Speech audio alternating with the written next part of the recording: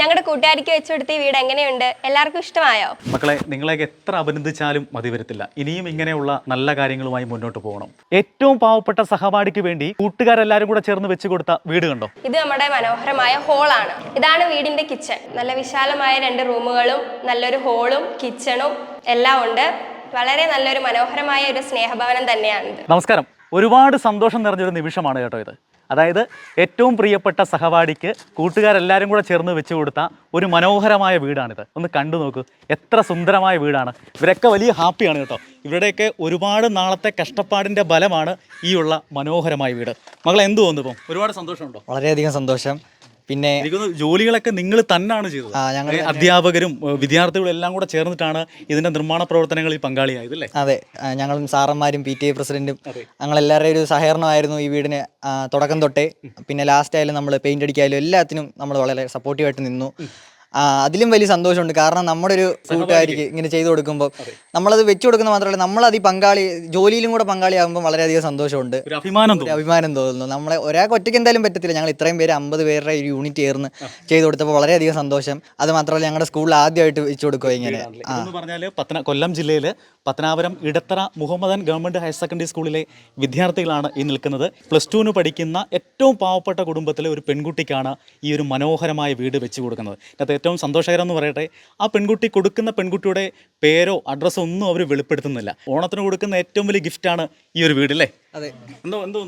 വളരെയധികം സന്തോഷമുണ്ട്. ഇപ്പം ഞങ്ങൾ വോളണ്ടിയേഴ്സ് മാത്രം വിചാരിച്ചിട്ട് കാര്യമില്ല. ഞങ്ങളുടെ ടീച്ചേഴ്സ്, പിന്നെ പേരൻസ് എല്ലാവരും സപ്പോർട്ട് ചെയ്താലേ ഞങ്ങൾക്കിത് ചെയ്ത് തീർക്കാൻ പറ്റുള്ളൂ. വളരെയധികം അഭിമാനം തോന്നുന്നു. അപ്പോൾ നമ്മൾ വിചാരിച്ചാലും ഒരു വീടൊക്കെ വെക്കാൻ പറ്റും. അതെ, പറ്റും. അപ്പോൾ ഇനിയും ഇത്തരം പ്രവർത്തനങ്ങളായിട്ട് മുന്നോട്ട് പോകും. തീർച്ചയായിട്ടും മുമ്പോട്ട് പോകും. ഈ ഒരു വീടിന്റെ നിർമ്മാണം തുടങ്ങിയെന്ന് പറഞ്ഞാൽ കൊടും ചൂട് സമയത്താണ്. ഈ കുട്ടികളൊക്കെ എനിക്കറിയാം വിയർതൊലിച്ച് അതിന്റെ ഓരോ കട്ടയൊക്കെ എടുത്തുകൊണ്ട് പോകുന്ന ദൃശ്യങ്ങളൊക്കെ നിങ്ങൾ ഒരുപക്ഷെ കണ്ടതാണ്. മോളെ, അന്നൊക്കെ എന്ത് തോന്നി? അന്നൊക്കെ നമുക്ക് നല്ലൊരു സന്തോഷം തന്നെയാണ് തോന്നി. നമ്മളങ്ങനെ വലിയ ജോലികളും കാര്യങ്ങളും ഒന്നും ചെയ്തിട്ടില്ല. പക്ഷേ നമ്മൾ എത്ര കട്ടിയുള്ള ജോലികളാണെങ്കിൽ പോലും നമുക്ക് നല്ലൊരു സന്തോഷം ഉണ്ടായിരുന്നു.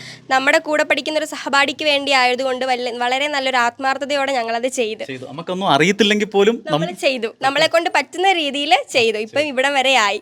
മനോഹരമായി ചെയ്തു കൊടുക്കാൻ പറ്റും. അത് തന്നെ. കൊട്ടാരം പോലൊരു വീട് അല്ലേ? വാവ് ആയിട്ടുണ്ട്. നമുക്കിനി നമ്മുടെ സ്നേഹഭവനം പരിചയപ്പെടാം. ഇതാണ് നമ്മുടെ വിശാലമായൊരു സിറ്റ് ഔട്ട്. ഇത് നമ്മുടെ ഫ്രണ്ടിലെ ഡോറാണ്. ഇത് നമ്മുടെ മനോഹരമായ ഹോളാണ്. ഇതാണ് വീടിന്റെ കിച്ചൺ. മനോഹരമായൊരു കിച്ചണാണ്. നമ്മളെ കൊണ്ട് പറ്റുന്ന രീതിയിൽ നമ്മൾ മനോഹരമാക്കാൻ ശ്രമിച്ചിട്ടുണ്ട്. 2 ബെഡ്റൂമാണ് നമ്മൾ അറേഞ്ച് ചെയ്തിരിക്കുന്നത്. ഇത് അതിലൊരെണ്ണമാണ്. ഇതാണ് ഈ വീടിന്റെ 2ാമത്തെ ബെഡ്റൂം. നല്ല വിശാലമായ 2 റൂമുകളും നല്ലൊരു ഹോളും കിച്ചണും എല്ലാം ഉണ്ട്. വളരെ നല്ലൊരു മനോഹരമായ ഒരു സ്നേഹഭവനം തന്നെയാണിത്. ഇത് വാഷ് ബേസിൻ. ഇതൊരു നമ്മുടെ കോമൺ ബാത്റൂമാണ്. വളരെയധികം സന്തോഷമാണ്. വളരെ ഞങ്ങളുടെയൊക്കെ ജീവിതത്തിലെ ഒരു ധന്യമായ മുഹൂർത്തം എന്ന് തന്നെയാണ് ഞങ്ങൾ ഇതിനെ വിശേഷിപ്പിക്കാൻ ആഗ്രഹിക്കുന്നത്. NSSൻ്റെ ചാർജ് എടുക്കുന്ന സമയത്ത് എൻ്റെ സഹപാഠിയും എൻ്റെ പ്രിയ സുഹൃത്തും ഒക്കെയാണ് സന്തോഷ് സാറ്. ഞങ്ങൾ ഒരുമിച്ചാണ് ഇവിടെ ജോയിൻ ചെയ്യുന്നത്. അപ്പോൾ ആ സമയത്ത് ഞങ്ങളുടെ മനസ്സിൽ അന്നേ ഒരാശയമായിരുന്നു ഒരു സ്നേഹഭവനത്തിൻ്റെ നിർമ്മാണം എന്ന് പറയുന്നത്. പക്ഷേ നമ്മുടെ ഇവിടുത്തെ ഒരു സാഹചര്യങ്ങളെ പ്രമാണിച്ച് ഇത്രയും കാലം നീണ്ടുപോയി. ഇപ്പോൾ അടുത്ത നല്ലൊരു സാഹചര്യം ഒത്തുചേർന്ന് വരികയും അങ്ങനെ ആ ഒരു പദ്ധതിയുമായിട്ട് നമുക്ക് മുന്നോട്ട് പോകാനൊക്കെ സാധിച്ചു.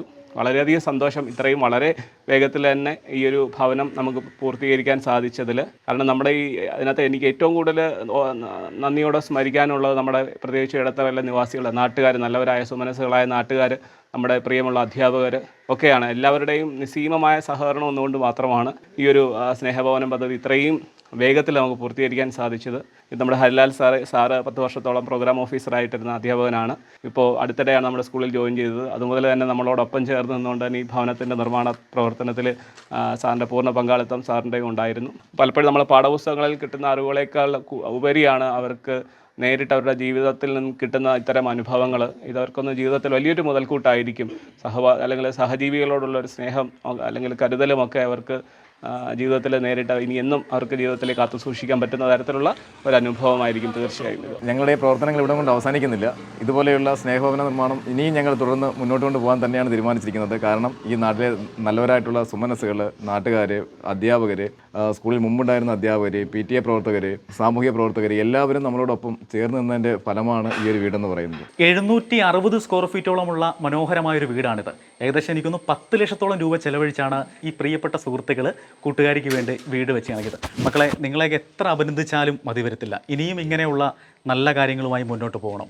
എന്തായാലും സാറുമാരെ സപ്പോർട്ട് എന്നൊക്കെ പറയാൻ നിങ്ങളുടെ ചങ്കുകളല്ലേ സാറുമാർ, കൂടെ നിൽക്കുമല്ലേ.